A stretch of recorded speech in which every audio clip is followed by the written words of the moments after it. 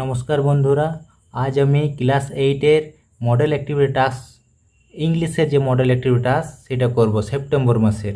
ইংলিশের যে model activity টাস্কটি সেপ্টেম্বর মাসের আছে সেটা আমি করব। প্রথমে অ্যাক্টিভিটি 1টা বলেছে read the following passage and answer the questions that follow. বলছে এই প্যাসেজটা পড়তে হবে, এই প্যাসেজটা পড়ে নিচের প্রশ্নগুলো উত্তর দিতে হবে। এখানে বলা আছে, এটা তাহলে পড়ব। এখানে বলা আছে king Arthur could gift piece and prosperity to England. King Arthur, রাজা আর্থার কুড গিফট দিতে পেরেছিল, গিফট মানে পুরস্কার দিতে পেরেছিল পিস অ্যান্ড প্রসপারিটি। পিস মানে হচ্ছে শান্তি, অ্যান্ড প্রসপারিটি, প্রসপারিটি মানে হচ্ছে সমৃদ্ধি, টু ইংল্যান্ড, ইংল্যান্ডবাসীকে শান্তি আর সমৃদ্ধি দিতে পেরেছিল। The greedy barons were unhappy.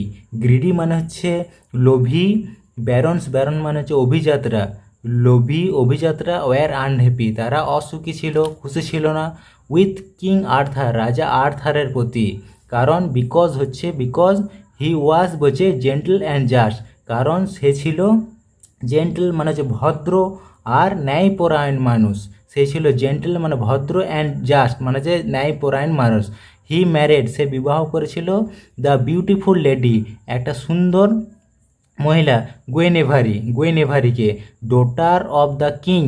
বলছে গুয়েনেভারি মেয়ে হচ্ছে কার মেয়ে? কিং রাজা, অফ বলছে কর্নওয়েল মানে কর্নওয়েলের মেয়ে গুয়েনেভারি। বলছে অন দ্য ওয়েডিং ডে মানে বিয়ের দিন মার্লিন টুক হিম, মার্লিন নিয়ে গিয়েছিল এই রিচলি বলছে গিল্ডেড প্যাভিলিয়ন, রিচলি গিল্ডেড মানে হচ্ছে স্বর্ণখচিত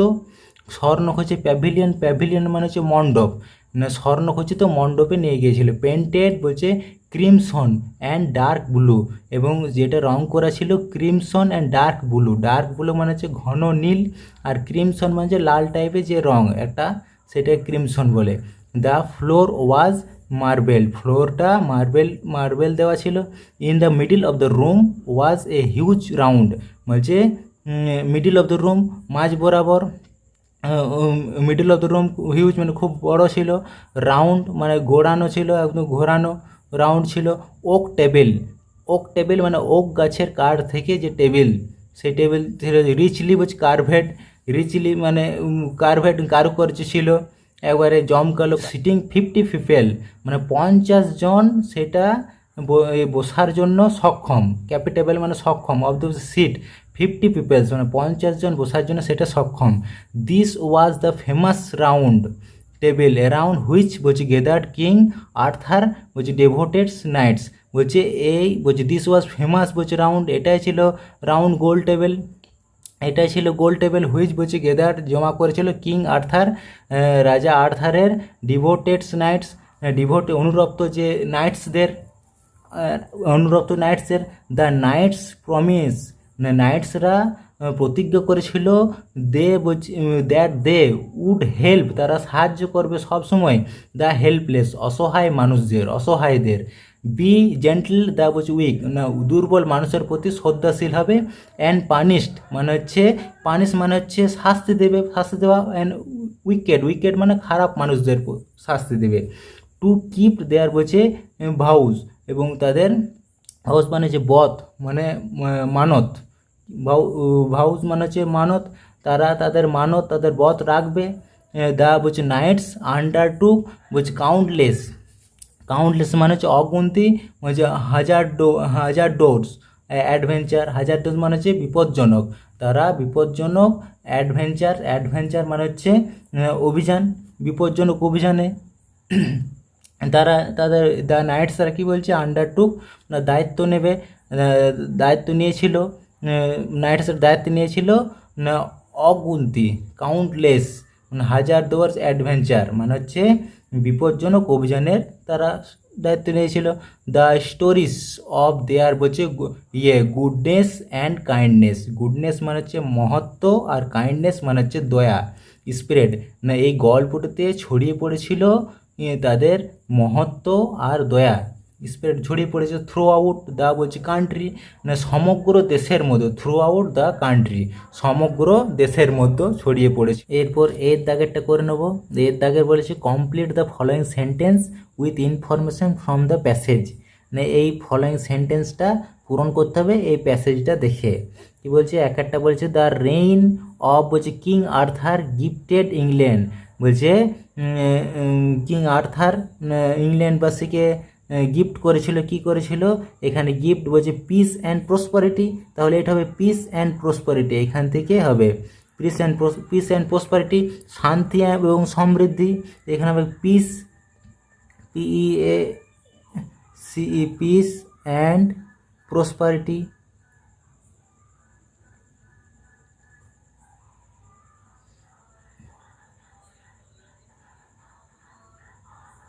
পিস অ্যান্ড প্রসপারিটি।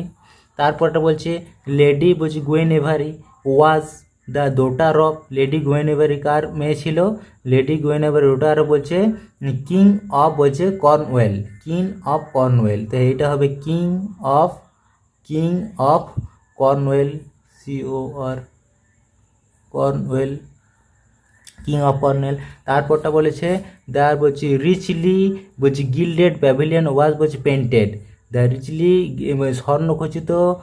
স্বর্ণখচিত যে মণ্ডপটা ওয়াজ পেন্টেড রং করা ছিল, কি রং করা ছিল, এখানে দেখতে পাচ্ছি আমরা পড়লাম painted crimson and dark blue, crimson and dark blue, crimson and dark blue, dark blue এখানে দেওয়া আছে, painted crimson and dark blue করে দেওয়া আছে। তাহলে প্রথমেটা পেলাম পিস অ্যান্ড প্রসপারিটি, এখানে পেলে পিস অ্যান্ড প্রসপারিটি, তারপরটা পেলাম কিং অফ বলছে কর্নওয়েল, এখানে কিং অফ বলছে কর্নওয়েল, আর তারপরটা পেলাম ক্রিমসন অ্যান্ড বলছে dark blue, crimson and dark blue. এরপর বিয়ের দাগেরটা করব, বলেছি অ্যান্সার দ্য ফলোয়িং কোশ্চেন্স, এই প্রশ্নগুলো উত্তর দিতে হবে। বলছে why were the barons unhappy, মানে অভিজাতরা কেন অসুখী ছিল, খুশি ছিল না, অভিজাতরা কেন খুশি ছিল না, এটা আমরা দেখেছিলাম যে অভিজাতরা খুশি ছিল না। The greedy barons were unhappy with King Arthur because he was gentle and বলছে জাস্ট, তাহলে এটা লিখতে পারি, তাহলে এটা এইভাবে লিখতে পারি, দ্য এখানে লিখতে পারি the greedy barons unhappy because the king Arthur was gentle and just, এটা লিখতে পারি। এরপরে দুইয়ের প্রশ্নটা করব, দুইয়েরটা আছে give a brief description of the pavilion where Merlin to King Arthur, give a brief description বলছে সংক্ষিপ্ত বিবরণ দাও, অফ দ্য বলছে pavilion where Merlin to King Arthur, বলছে ওই বলছে প্যাভিলিয়ন মানে আগে বলেছিলাম প্যাভিলিয়ন মানে হচ্ছে মণ্ডপ, ওই মণ্ডপের সংক্ষিপ্ত বিবরণ দিতে বলছে, মণ্ডপের যে সংক্ষিপ্ত বিবরণ সেটা দেখে নেব। এখানে দেওয়া আছে মার্লিন টুক হিম, এ বলছে রিচলি বলছে gilded pavilion painted crimson and dark blue, বলছে the floor was marbled, in the বলছে middle of the room was a huge round oak table with something 50 peoples. এত দূর হবে, তাহলে এখান থেকে এত দূর হবে, এটা তাহলে লিখে নিচ্ছি, এখান থেকে হবে, তাহলে অ্যান্সারটা হবে এখানে দুই, the Merlin took King Arthur, the Merlin took King Arthur a richly gilded, gilded pavilion, painted crimson and dark blue. The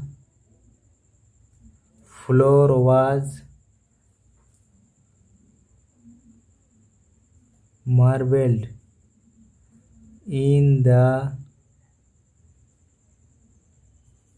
middle of the room was huge, round oak table, richly carved of sitting 50 people। তাহলে এটাই আমাদের সঠিক উত্তর হয়ে যাবে। তারপরের প্রশ্নটা দেখব। তিনেরটা বলেছে what did the knights promise the King Arthur. বলছে নাইটসরা কিং আর্থারকে কি প্রমিস করেছিল। নাইটসরা কিং আর্থারকে প্রমিস করেছিল, এখানে দেখে নেব। দ্য নাইটস আর্থাররা নাইটসরা কিং আর্থারকে প্রমিস করেছিল। এখানে দাস knights promise that they would help the helpless, be gentle to the weak, and punish the wicked, to keep their vows. The knights undertook countless hazardous adventure। এখান থেকে এত দূর হবে, তাহলে এত ধরে লিখতে পারি যে নাইটস প্রমিস করেছিল তারা বলছে অসহায় মানুষদের সাহায্য করবে, আর বলছে তারা জেন্টেল টু দ্য উইক এবং দুর্বল মানুষের প্রতি ভদ্রতা জ্ঞাপন করবে, অ্যান্ড পানিশ মানে হচ্ছে শাস্তি দেওয়া, তো বলছে উইকেট মানে খারাপ মানুষদের শাস্তি দেবে। এটাই উত্তর হবে। তারপরে যে অ্যাক্টিভিটি 2 এরগুলো যেগুলো আছে অ্যাক্টিভিটি 2 এরগুলো করব।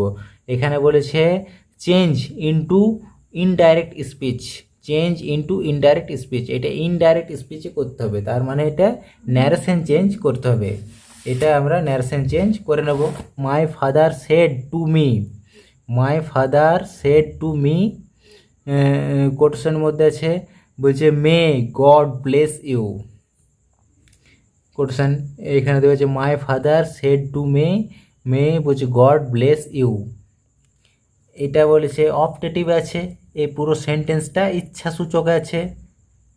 এই ইচ্ছাসূচক সেন্টেন্সটা বলছে এই সেন্টেন্স ন্যারেশন চেঞ্জ করলে হবে। এটা করে নেব, এখানে করে নেব। এক একটা করে নেব, এটা হয়ে যাবে ইচ্ছাসূচক যেহেতু আছে তাই লিখতে পারি my father wish that God might bless me, এটা লিখতে পারি। তারপরটা করব, দুইয়েরটা করব। The police officer said, comma দেওয়া আছে, কোটেশনের মধ্যে আছে ডোন্ট গো দেয়ার। তার মানে এটা বলছে এটা কোন, এটা আদেশে আছে, আদেশ সূচক বাক্য আছে, ইম্পারেটিভ বাক্য আছে। দ্য পুলিশ অফিসার সেড বলছে ডোন্ট গো দেয়ার, বলছে ইম্পারেটিভ সেন্টেন্স আছে, তো এটাকে ন্যারেশন করলে হবে। এটাকে ন্যারেশন করে নেব, দ্য পুলিশ অফিসার অর্ডার, যেহেতু এটা কি সেন্টেন্স আদেশ আছে তাই এটা লিখতে পারো order not to go there, এটা হবে। তারপর একটা করে নেব, তারপরেরটা আছে তিনেরটা বলছে রবি সেড, কমা দেওয়া আছে, কোটেশন মধ্যে আছে, ডাবল কোটেশন মধ্যে দেওয়া বলছে আর্থ রিভলভস রাউন্ড দ্য সান, এটা দেওয়া আছে। তার মানে এটা চিরসত্য। রবি সেডস দ্য আর্থ রিভলভস বলছে পৃথিবী ঘুরছে রাউন্ড দ্য সান, সূর্যের চারদিকে, তাই এটা চিরসত্য। তাই চিরসত্যটা এভাবে লিখতে পারি, ন্যারেশন চেঞ্জ এভাবে করতে পারি, এভাবে করলে হয়। এটা ইউনিভার্সাল ট্রুথ, তো এটা হবে Ravi said that, Ravi said that, তারপর হবে Ravi said that the earth, Ravi said the earth revolves, REVOLVES, revolves round the sun. তারপর একটা করে নেব, চার একটা বলছে the headmaster said to me, comma quotation মধ্যে হচ্ছে where do you live, where do you live, এটা প্রশ্ন করেছে, প্রশ্নবাচক, তাই এটা লিখতে পারি, তাই এটা লিখে নেব। চার একটা লিখে নেব দ্য হেডমাস্টার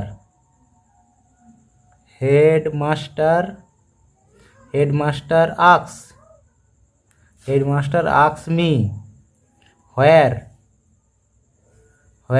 আই লিভড, এবার ন্যারেশন চেঞ্জ করে নেব।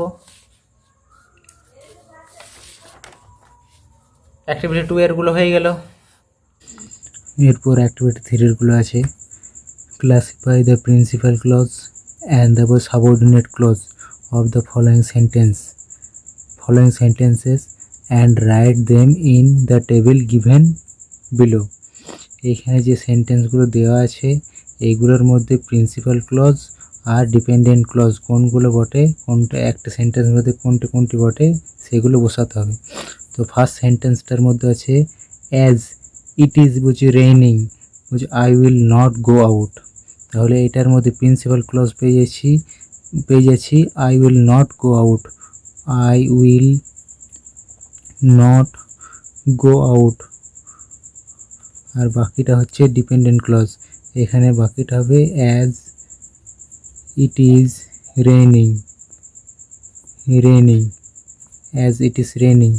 তারপর একটা হচ্ছে ইট ইজ বুঝি সার্টেন দ্যাট, এ বুঝি বার্কিং ডগ বুঝি ডাজ নট বাইট, এটার মধ্যে প্রিন্সিপাল ক্লজ হবে ইট is certain, it is certain.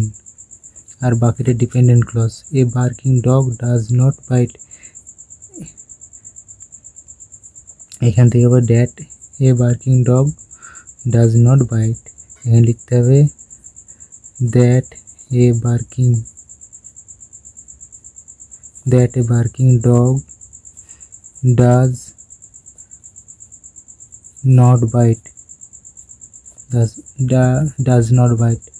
তারপর একটা আছে তিন নাম্বারটা আছে this is the place where Rabindranath was born, এটার মধ্যে প্রিন্সিপাল ক্লজ হবে this is the place principal clause, এখানে লিখব this is the place.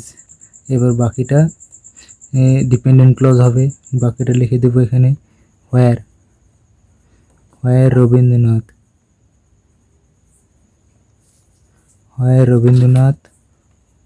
Was born,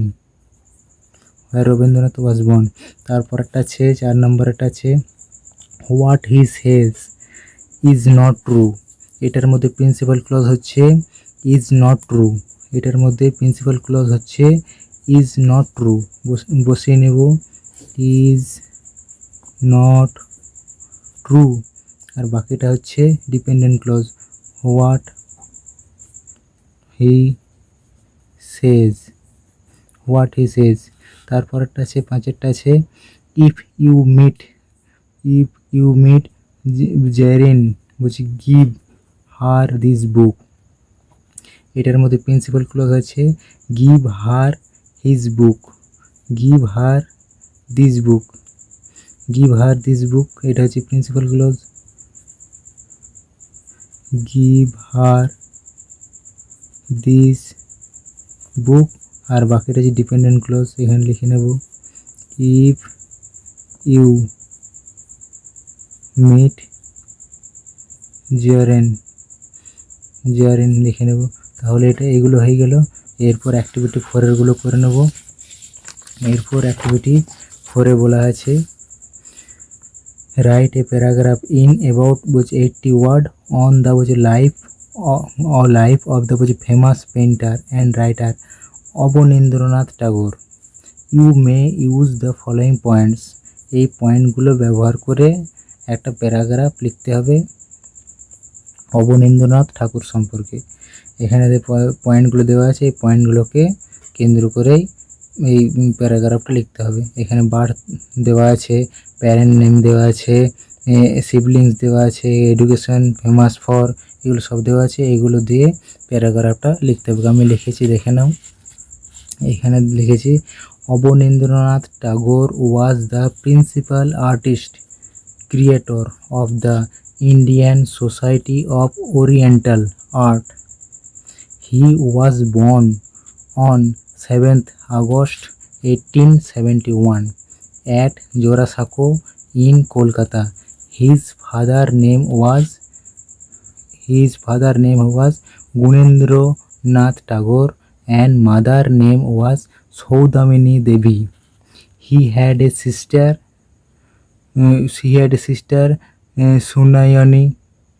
Sunayani Devi and a brother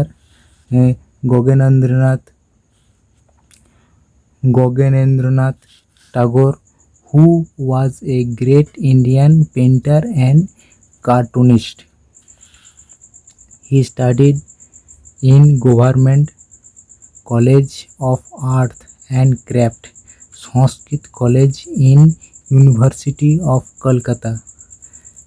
He is famous for drawing, painting and writing. His notable works of art are Bharat Mata, The Passing of Shah Jahan, Punached. He wrote some books for children. His important books are Khirer Putul, Raj Kahini, Buro Angla, etc. This great artist died on 5th December in 1951.